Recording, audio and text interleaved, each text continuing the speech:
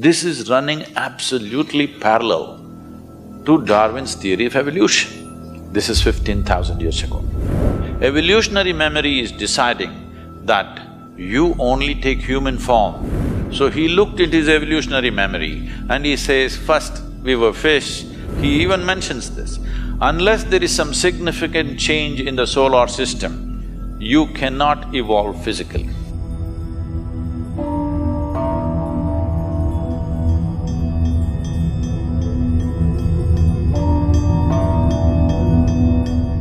Charles Darwin, 152 years ago, he was born 200 years ago, but when he was 52, he propounded his theory of evolution.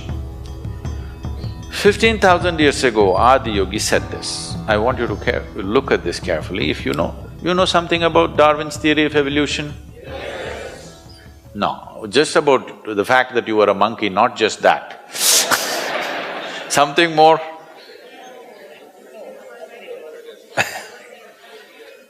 That one knowledge is good, but Adi Yogi said the first form of life on this planet was in water. Well, you have heard about this in so many different ways. People told you there are 9 avatars. Yes? Can you tell me what are the 9 avatars? Matsya avatar? No, don't jump. Kurma avatar? Varaha? No. Narasimha? Vamana? Parashurama? Rama? Krishna? Buddha. 9. Now, you must understand this. Right now, people have started looking at these names as people. Look at them as qualities. First form of life was fish. Darwin also agrees. It was in the water. Second development on the planet is amphibious life, Kurma Avtara. Half in the water, started picnicking on the land. Then many other creatures in between. But the next significant life is mammalian life. Among the mammals, the first one is the boar. Even today, you will see… You have wild boar in Rajasthan? Okay. Wild boar or a pig is the most physical animal of all the animals you will find.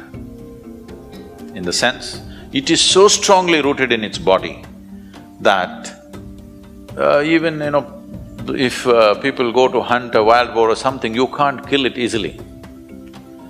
Where we are next to the rainforest. There are tribal villages. These boys who go to school, I'm talking about 10, 12-year-old boys, when they're coming back, if they see a deer, they will take sticks, they'll just pick up sticks somewhere, attack the deer and kill it. I'm saying school boys with a stick. That's how other mammals are made. You also, one knock on your head, you'll fall dead. But this is not the way a wild boar is. It doesn't die easily because it's so rooted in its physicality. Even today, if you see somebody overly physical, you say he is like a pig.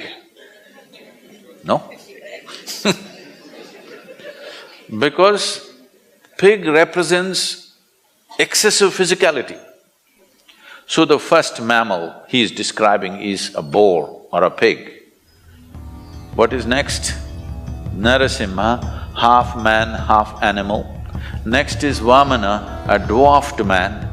Next is a full-fledged man who is Parashurama but emotionally volatile. So volatile, he lopped off his own mother's head. Next is Rama, a peaceful man. Next is Krishna, a loving man. Next is Buddha, a meditative man. Next is supposed to be a mystical man. Everybody's claiming it's me, it's me, it's me. You need to understand, these are not people. those people are representative of those qualities that we're talking about. So, life evolved like this. This is running, believe me, this is running absolutely parallel to Darwin's theory of evolution. This is 15,000 years ago. He did not go to Galapagos Islands and put things under microscope and look. He sat there with his eyes closed and saw that if you go deep enough into this, there is an evolutionary memory in this. If there was no evolutionary memory, suppose you're a man and you eat a watermelon, it becomes a man after some time, yes? Now you're a woman, if you eat a watermelon, it'll become a woman. If a cow eats a watermelon, it becomes a cow. Why this is happening is, there is something called as evolutionary memory and genetic memory here. Evolutionary memory is deciding that you only take human form, not suddenly you eat a smart watermelon and you got confused and became a cow. Such thing will never happen, okay? And there is genetic memory, which clearly says, this is a woman's body, eat whatever you want, this will only become a woman, not a man. Because the genetic memory is intact. Why people are fighting against genetic engineering is because of this. Once you meddle the plants and then the animals, then it'll come to you. Then you don't know. If they do some mistake, you will become half man, half animal once again. We don't know what'll happen. So that is the resistance for genetic engineering, because once you start meddling with the basic material, you don't know what'll happen because we have not figured it completely. So he looked at his evolutionary memory and he says, first we were fish, then we were this, all the 9 things, and now you're here. Now that you're here, you've taken on this human form. If you want to evolve from here, you can only consciously evolve. Your physical evolution is over. For this, there is an entire mathematic as to why your physical evolution is over. There are many aspects of it. I will not go into the mathematics because a few ladies just shook their head, no, we don't want mathematics. But there is no mysticism without mathematics. To put it very simply, the nature of who you are right now is a consequence, a complex amalgamation of memory, of variety of memories that you have. You have this kind of body because of evolutionary and genetic memory.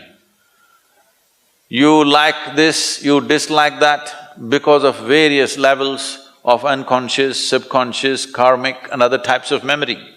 You have no control over it, what you like and what you dislike most of the time. You will have to strive hard to rise above that.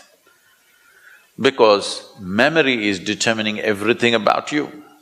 So, when we say evolution, in a way we are talking about the play of memory and the building of experience and growing into various levels. So he is saying if you're willing to strive, you can transcend everything that limits you. Only thing is, your physical body is not designed to change anymore, because with this solar system, he even mentions this, unless there is some significant change in the solar system, you cannot evolve physically.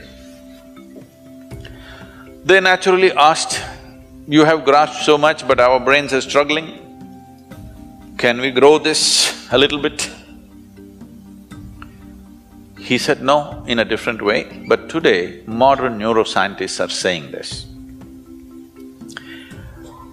Your brain consumes 20% of the energy generated in this body. Though it is only this much, I'm sorry, am I showing too small? Okay. Though it is only this much and it is lightweight because mostly it's air. In spite of that, it consumes 20% of the energy generated in your body. The rest of the body, so much, consumes remaining 80%. So if you want to increase your intelligence, whatever, if you increase the size of the brain, the amount of power needed for that, body cannot provide. So you cannot increase the size of your brain. Another way of making this happen is, you can pack more neurons into the same size. Then you may have sparkling intelligence, but there will be enormous cross-connections and confusion all the time, and you will become super restless. Some of you may have children like this at home. They're super restless, they're intelligent, but they're all over the place because too many neurons are packed in their brain. Now immediately you take them to a doctor, they will give them one of the three alphabets, ADD, ADY, XYZ, something something, MNOP. No, you should not start medication. What you need to do is, if you have a child like that, you must take time, make them walk in the nature, take them for 3-day trek in the desert, go and swim somewhere, expose them to nature and lots of physical activity. The body will manage itself, it will eliminate the extra neurons that are there and come to its own balance. If you medicate, you must understand any medicine that you take has no intelligence to go to a specific place, it goes everywhere.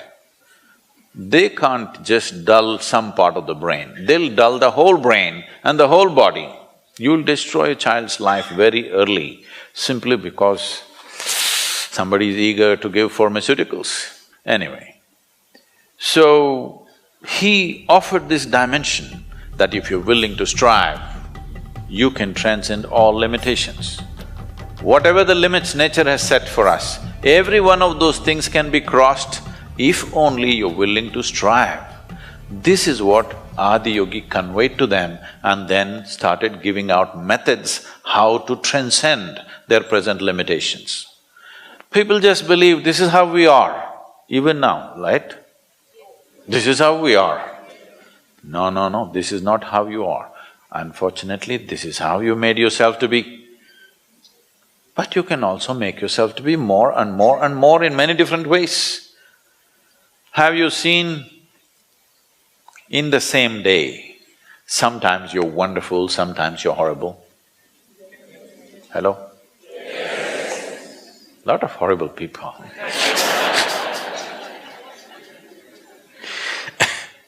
So I'm saying, you always think it happened to you. No, you can make yourself wonderful, you can make yourself horrible, isn't it? So you can be in limitations, you can be beyond limitations. So for the first time he brought this to humanity, and then he spoke about how every creature on this planet has evolved beyond its own limitations with striving over a period of time. Or in other words, he propounded the theory of evolution 15,000 years ago.